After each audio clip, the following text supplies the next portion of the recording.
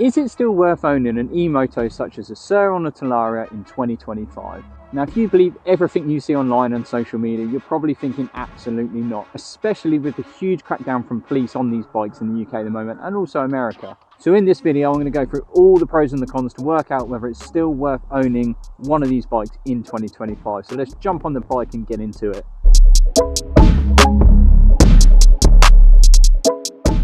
Okay, so I'm going to start off with the pros to start with, and then we'll move on to the cons. Now, some really obvious pros, as you can imagine. Number one being the running costs of an electric bike.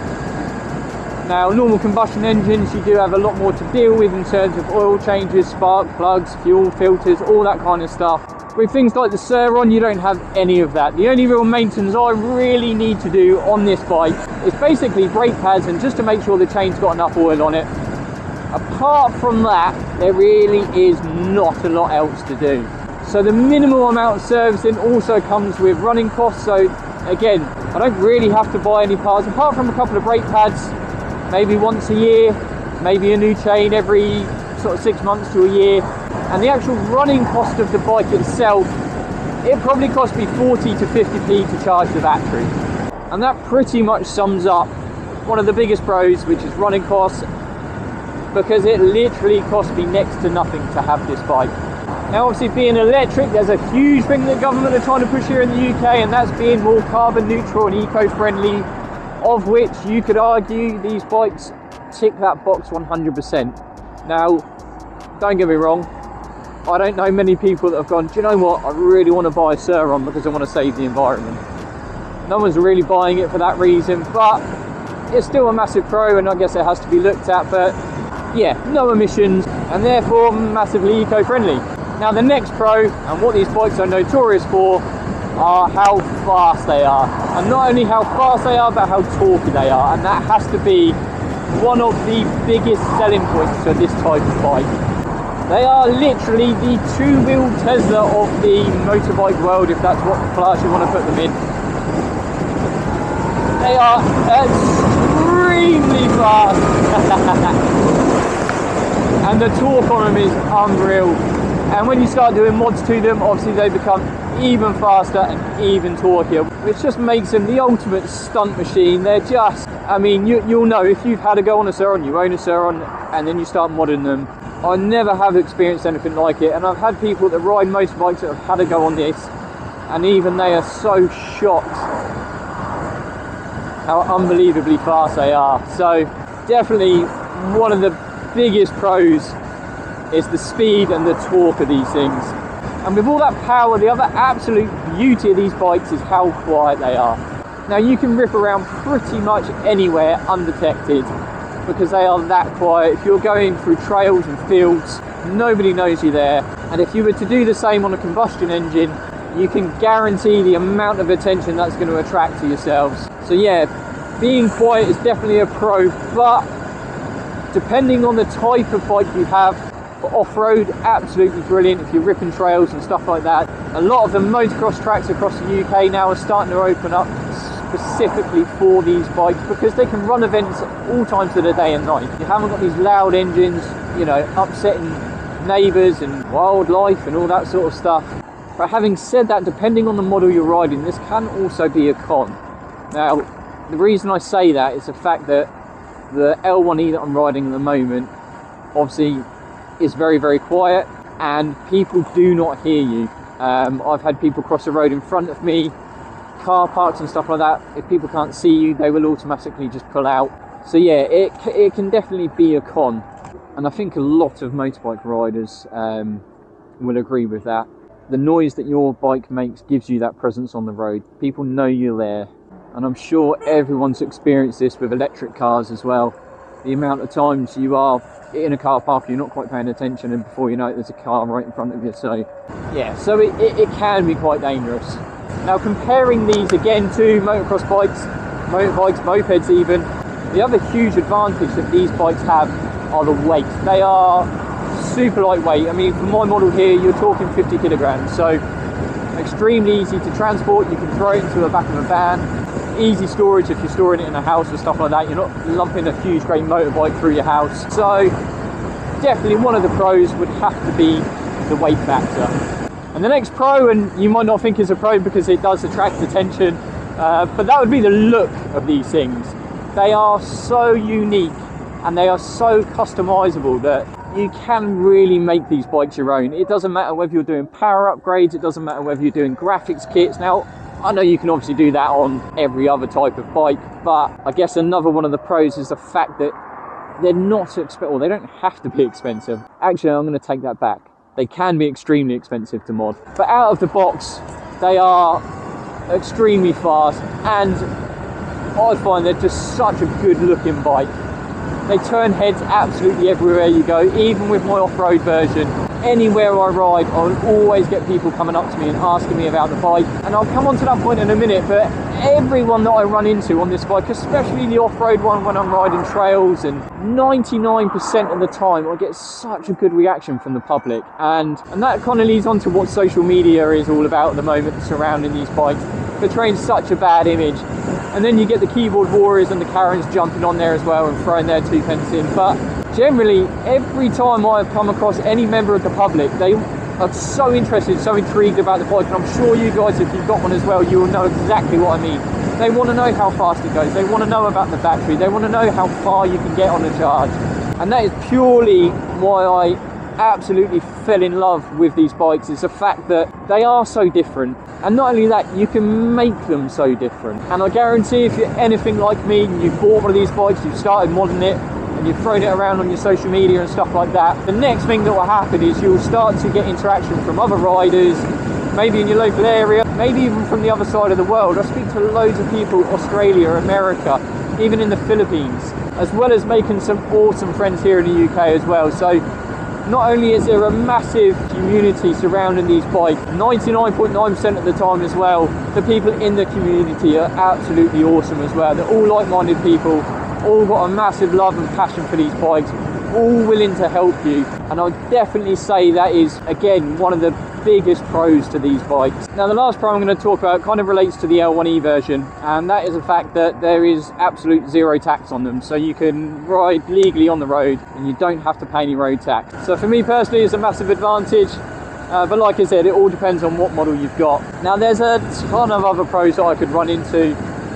The fact that they are absolute wheelie machines, unbelievable bikes. I fell in love with them from the first time I started riding one, and I still absolutely love riding this thing to this day. Now, I've owned these bikes for around sort of 3 years now, and I'd love to say it's been absolutely amazing the whole time I've ever owned one, but there is an awful lot of cons that come with them as well, and they are getting more and more increasingly bad, shall I say, as they grow in popularity, I guess. So I'm sure if you own one of these bikes or have any sort of interest, your social media feed will be absolutely rammed with posts all about these bikes, with the huge police crackdown that's happening at the moment in the UK, and also I believe in America. They seem to be really clamping down over there as well. So much so that I haven't actually ridden my off-road version for quite some time now, because bikes are just getting seized on the daily at the moment. That's all I see just coming up is another bike has been seized. I made a video all about this last week, so if you haven't seen that, I'll pop it up at the top of the screen now. I'll put a link in the description as well.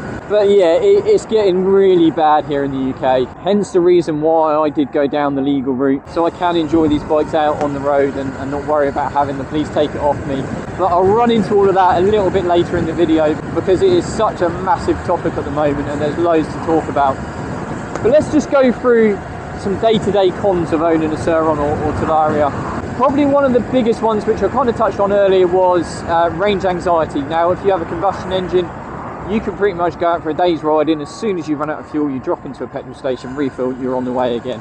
With e-bikes, sorry, I must call them e-motos, the amount of shit I get online for calling them e-bikes. But e-motos, not quite the same. Now, you can increase the range from things such as tyre pressure, the way you ride in, the style of riding, stuff like that. One of the biggest ways you're going to increase your range on one of these bikes would be investing in a new battery. For me personally, I've gone for a much bigger AH battery to give me as much range as possible. And for me, it works perfectly. You know, from a ride, I can get 50 to 60 miles on a ride, which is enough for me. I'm not out riding all day or anything like that. And touching on the subject of batteries, if you are subscribed to the channel and you have been following the journey through the different bikes that I've done and the different mods I've done, stay tuned, because in the next couple of weeks I've got some really exciting news with regards to batteries. We've got something coming that I am really excited about. We've actually got a couple of different things coming, but the first one is going to be one of the absolute top upgrades and top batteries you can get for these bikes, so stay tuned for that one.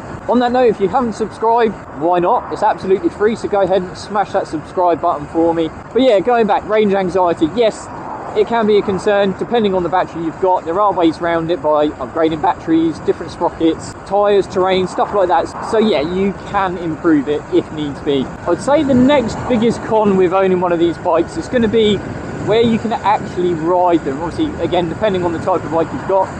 For the off-road versions, I mean, going back 3 years ago was out, you know, you could literally ride them anywhere. Obviously, they've grown in popularity now, and this whole social media stigma around these bikes and people really starting to hate on them, it's getting harder and harder to ride. The police are now pushing the public to say that if you see someone riding one of these bikes without a registration plate or riding somewhere they shouldn't be, to take photos and videos and submit it to them so they can try and clamp down on them. It's just getting really hard, especially in my area. You may be okay in you know, other places around the UK. Like I said, there are a few places starting to crop up around the UK. We've got a track local to us on the south coast that is predominantly only for e-motos, so that's really nice. But you know, every time you go to one of these tracks, you're looking sort of 50-60 quid just to ride your bike. I know that's pretty normal if you own motocross bikes and stuff and you take them to a track, then you know, you will have to pay a fee to ride that track, and I completely get that, but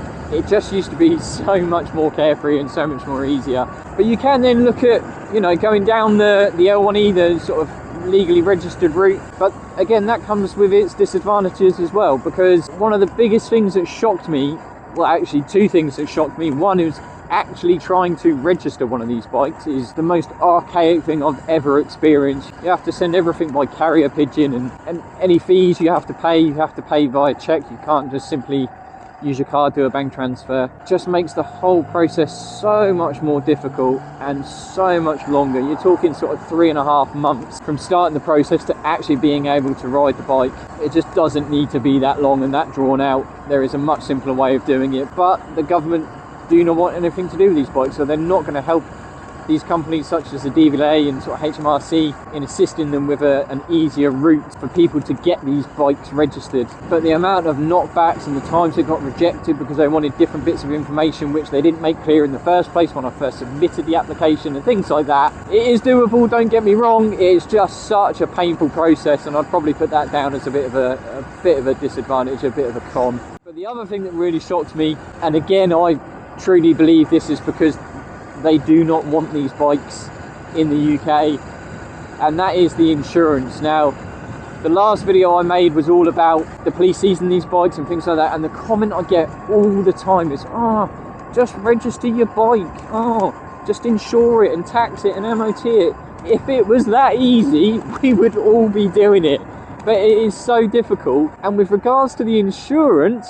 it's absolutely extortionate. I pay more for this bike than I do my own car insurance. It's absolutely mental. It's classed as a moped, and it cost me £500 a year to insure it. I've been driving a car for over 20 years, and with regards to insurance, you'd think, well, okay, that's fine, that's quite an expensive quote, let's go and shop around. There is only one company that I know of in the UK that will actively insure these bikes. So they've completely got the market, and you have to pay that price and that premium if you legally want to ride on the roads. It's absolutely ridiculous. And I don't condone it, but I absolutely understand why people are riding around on these things that aren't registered and aren't insured. And that's because there's no information out there on how to register them, because it is such a difficult process. And if you do get through the process, then it's almost not even worth it, because it costs people so much money to insure them. Now, you could probably argue that the insurance companies are charging this sort of money because these bikes are extremely desirable, and especially to thieves. You can probably argue that they're really easy to steal, they are lightweight, but I'm sure there's people out there like myself that when you're spending this sort of money on a bike like this, then you put in security measures like trackers and things like that. Both my bikes have trackers on them, so if they were stolen, it should just make it a little bit easier to track them down and retrieve them. Now, the last con that I'm going to mention is the stigma that comes from riding one of these bikes. Everybody online and that you speak to tarnishes you with that same brush that because you're riding one, you must be a drug dealer, you must be in a gang, you must be antisocial, you must be up to no good. And even though I've never ever had anyone confront me in person, it's always online, it's always from behind a computer screen and a keyboard. But this is all I ever see about these bikes. Now the reason I bring this up is I made a video last week all about bikes being seized and the legalities behind it. And one of the comments that I got on that video was, I don't care, even if I saw you coming down the street, I'd hide my phone, I'll put it up on the screen now. And I've got to admit, it did make me laugh, but this just kind of sums it all up really. This is the stigma, and this is the brush that we're all getting tarnished with. Even though I was riding the bike legally, you know, it wasn't out committing crime or any sort of antisocial activities or behaviour, but people still have this perception, so yeah, it did make me chuckle. So yeah, the last con has to be the way you're going to be perceived if you own one or ride one of these bikes. But all that being said, I would not change them for the world. I absolutely love these bikes, I love riding them. I love the culture, I love the community, I love modding them. Yeah, they're just fantastic machines. So anyway guys, I'm going to finish the video there. If you have enjoyed this one, please go ahead and hit that thumbs up button for me. It massively helps my videos out. And if you haven't done already, go ahead and hit that subscribe button. And I will see you in the next one. Take it easy.